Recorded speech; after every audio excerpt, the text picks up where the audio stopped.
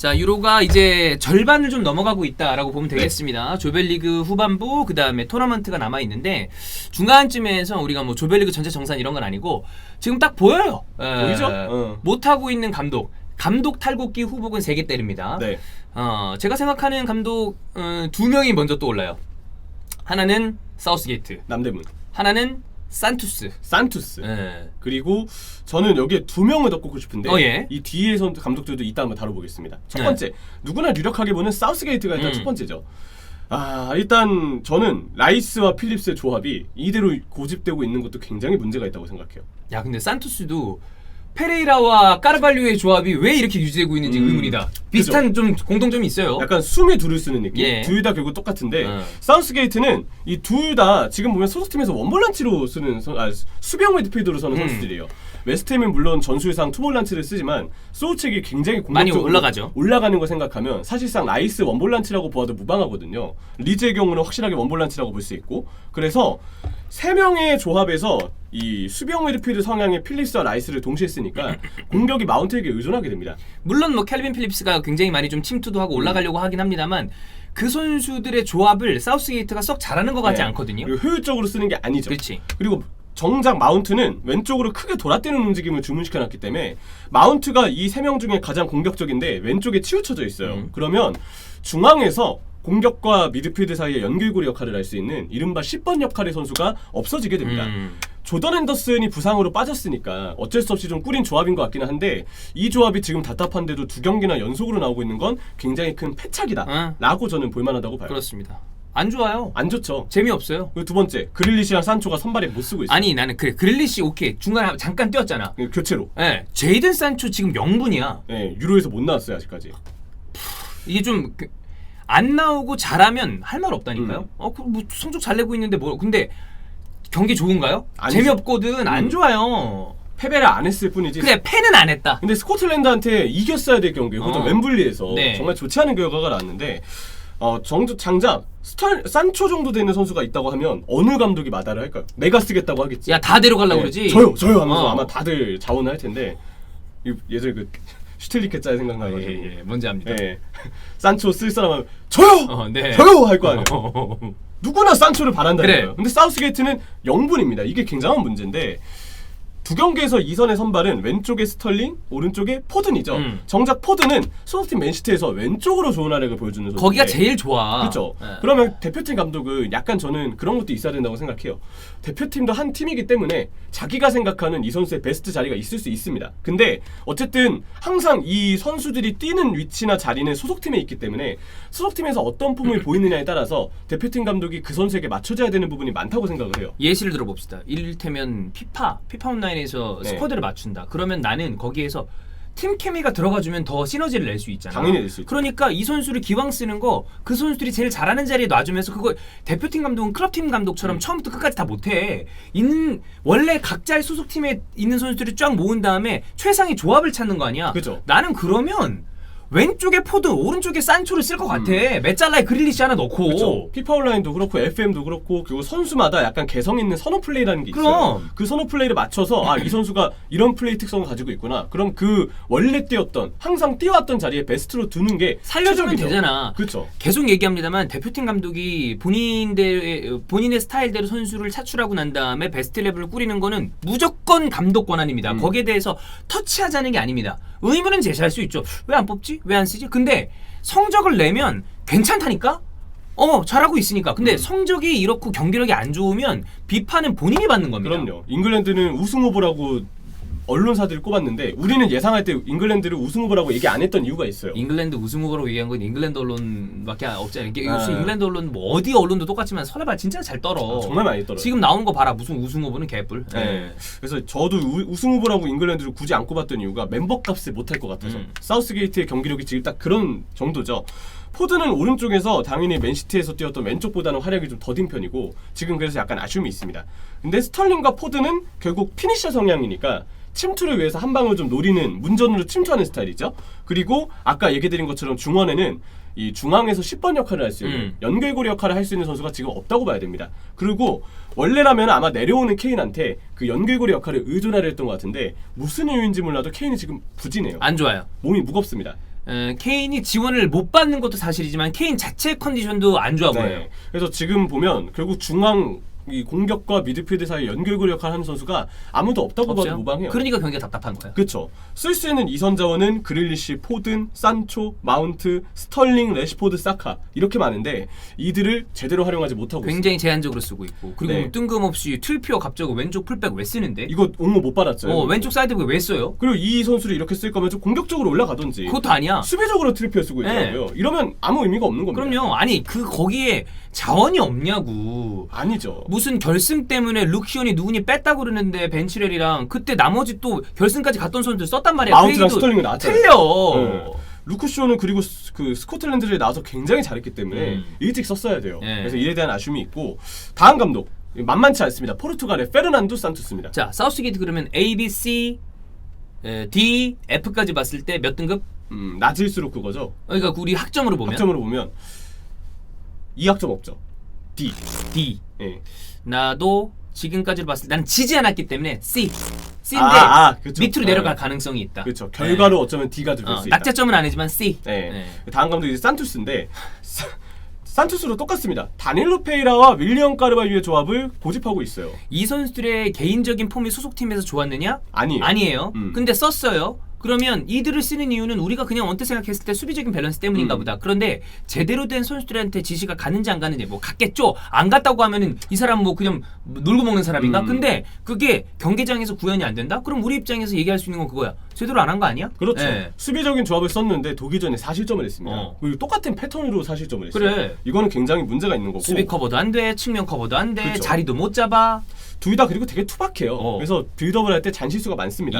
그래서 결국 3선에서 패스가 못 나가니까 2선 공미 자리에 있는 브루노 페르난데스는 볼을 못 잡아요. 그러니까 브루노 페르난데스는 지금 이번 유로 와서 원샷에 별로 잡혀본 적이 없습니다. 사실 못하고 있습니다. 근데 저는 이 못하고 있는 책임이 이 선수가 지금 몸이 무겁다거나 부진해서라기보다는 3선에서 양질의 패스를 못 받으니까 볼 잡으려면 부패가 측면으로 치우쳐야 돼요. 근데 포르투갈에 있는 조타도 그렇고 브루노 페르난데스도 그렇고 베르나르도 실바도 그렇고 이 세 명의 선수 다 측면으로 넓게 서 있으면 영향력이 반감됩니다. 중앙으로 들어와야 돼요. 근데 산투스의 전술이 너무 이 선수들을 측면으로 몰아넣으니까 결국 이 세 명 다 원래 보여줄 수 있는 폼보다 지금 다 약간 내려가 있거든요. 베르나르도 실바는 그래도 비교적 괜찮은 모습을 보여주고 있는데 브루노 페르난데스는 자체가 잘 안 잡히고 조타는 뭐 또 특히나 본인의 결정력 문제에서 좀 이번 유로 대회에서는 좀 문제가 있습니다만 중요한 건 3선에서의 배급 자체가 잘 되지 않고 있다. 그렇죠. 그리고 3선 배급을 일정 부분 포기할 정도로 수비에 신경을 쓰면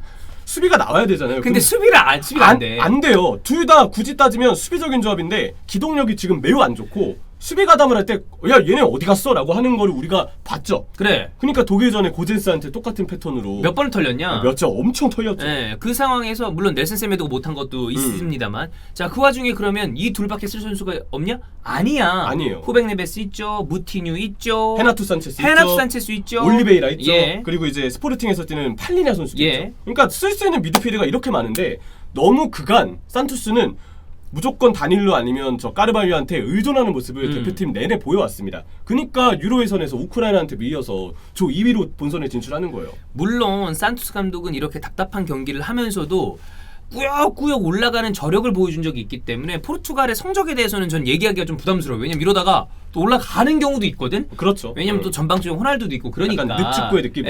근데 지금까지의 모습은 굉장히 실망스럽다. 결국 이제 부페, 베르나르도 실바, 조타가 부진하니까 이 선수들을 일찍 빼게 되는데 일찍 빼게 되면서도 결국 에이스들은 빠지니까 경기력이 아쉬워지고 정작 교체로 투입된 선수들도 적재적소에 어떤 역할에 배치받지 못하니까 당연히 폼이 뭔가 일정하지 못하고 공격적으로 나오는 선수 하파 실바, 안드레 실바 두 명 정도거든요. 그렇죠. 나와서 뭐 많이 못 보여줘. 그러니까 결국 포르투갈은 산투스 감독의 어떤 지휘가 굉장히 아쉽다고 지금 봐야 될 부분이고요.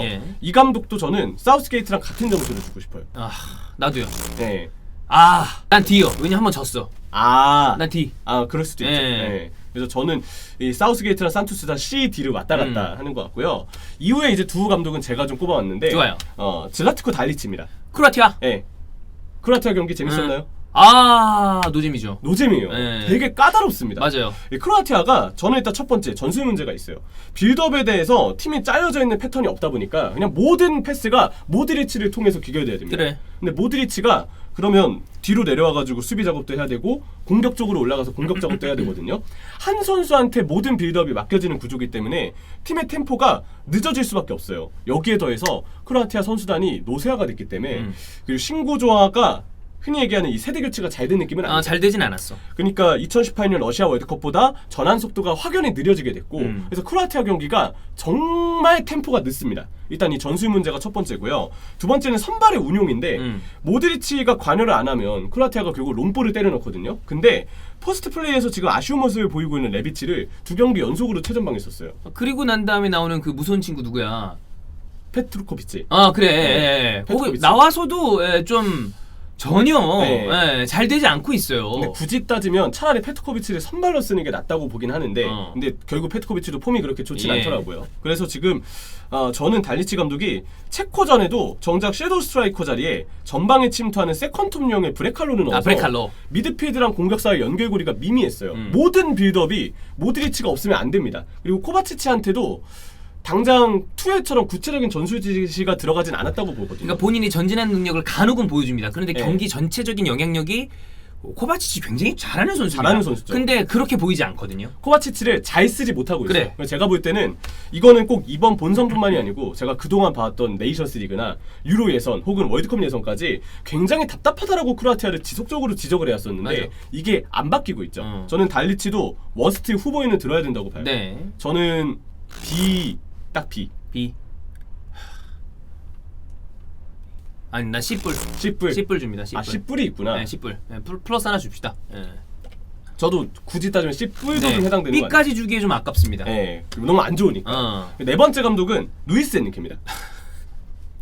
우리가 있는데 경기를 유일하게 중계를 안 한 경기가 이 경기입니다. 네. 스페인 대 폴란드 경기거든요. 그렇죠. 그러니까 할까 하다가 이거 물론 저희가 기왕이면 이번에 뭐 좀 쉬면 좋으니까 한번 쉬면 또 다음 날 좀 충전도 할 수 있고. 그냥 근데 하루에 2경기를 이미 했죠. 예. 네. 근데 원래는 하려고 그랬어요.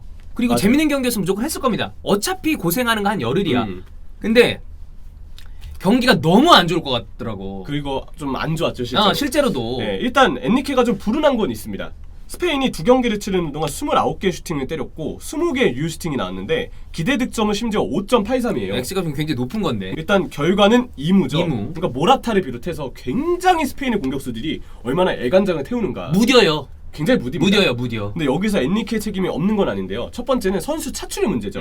나초를 쓰지 않았어요. 나초를 아예 발탁을 안 했습니다. 그러니까 나초를 안 쓴 게 뭐가 문제냐면 나초는 전천후 수비 백업이란 말이에요. 네. 근데 그래서 토너먼트에 가서 누가 부상당했을 때 나초가 들어가고 이런 게 문제가 아니라 마르코스 요렌테를 거기다 써야 되느냐. 오른쪽 풀백에 마르코스 에디튼 쓰고 있잖아요. 네, 그게 낭비라는 거지. 재능 낭비예요.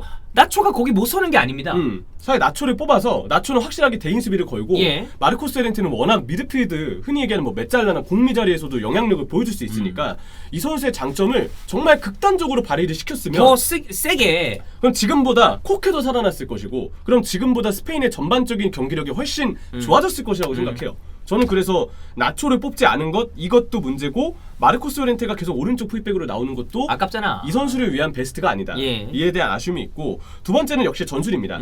4-3-3 형태에서 좌우 중앙 미드필드 페드리나 코케가 후방으로 내려와서 빌드업을 해주는 스타일이고 윙포워드랑 풀백이 바짝 올라가서 상대하고 1대1을 가져가는 스타일이거든요. 근데 이 뒤에 마무리에 대한 준비가 잘 되는 느낌은 아니에요. 이 선수들이 측면에서 뭔가를 뚫으면 결국 모든 공격이 크로스에 의존합니다. 네. 근데 스페인이 전통적으로 크로스를 잘 받아먹는 어떤 스타일의 축구를 하는 팀이 아니잖아요. 아니죠. 그러다 보니까 공격 마무리 과정에서 좀 단조로운 팀의 스타일이 지금으로서는 아쉬움이 있다. 그리고 윙포워드와 풀백을 올려 쓰는 것 치고는 이들 간의 호흡이 잘 맞는다는 느낌이 없어요. 여기에 이 이외의 지공 패턴이 없다라는 점. 그리고 셋피스를 폴란드전에 무려 코너킥을 7번이나 올렸는데 단 하나도 넣지 못했죠. 이에 대해서는 전술적으로도 뭔가 아쉬움이 있다라고 꼬집을 수 있는 게 엔리케한테는 있는 편이고 세 번째는 교체인데 봐라. 다 지금 감독들 나쁘다고 했던 감독들의 어떤 그 공통점이 교체 카드에 대한 게 너무 안 좋아요. 맞아요. 어. 아다마 지금 2경기 동안 한 번도 못 뛰었습니다. 이 선수가 나와서 어느 정도 잘해줄지는 모르죠. 근데 경기가 안 풀리면 변화 주고 네. 새로운 선수를 넣어봐야 되는데 그런 거에 대한 게 좀 너무 부족하다. 아까 윙포워드랑 풀백이 전진해서 1대1을 가져간다고 했잖아요. 그러면 아다마 트라우레는 그 1대1에 워낙 특화가 되어 있고 그치. 플레이 스타일이 기존 스페인 선수하고 정말 다르기 때문에 네. 차라리 이 선수를 투입해서 변주를 줘야 될 타이밍이 진작에 있었다고 생각을 해요. 그리고 엔리케가 교체를 써도 워낙 그때 그 위치에 그 선수를 그냥 그대로 바꿔주는 정도에만 그치기 때문에 공격이 필요할 때 과감한 교체가 부족하다. 저는 그래서 엔리케도 지금은 답답한 감독의 한 명이라고 생각합니다. 이 감독은 저는 그래도 B. B. 예. 예. C까지는 아닌 것 같아요. B. 예, 불운한 부분도 있으니까. 맞아. 아우 답답해. 그러니까 지금 저는 전체적으로 봤을 때 이번 유로는 재밌는 경기들이 많다고 생각하는데 지금 얘기한 팀들의 경기가 물론 포르투갈 경기는 이제 독일 4대 이런 건 네. 재밌었어요. 근데 좀 재미없는 경기들을 만드는 사람들이 아닌가. 보는 사람으로 하여금 답답하다. 그렇죠. 뭐 로베르토 마르티네스도 사실 여기에 뽑을 만한 후보긴 한데 그래도 비교적 어쨌든 이들보다는 나. 결과가 있으니까. 결과가 있으니까 네. 그렇습니다.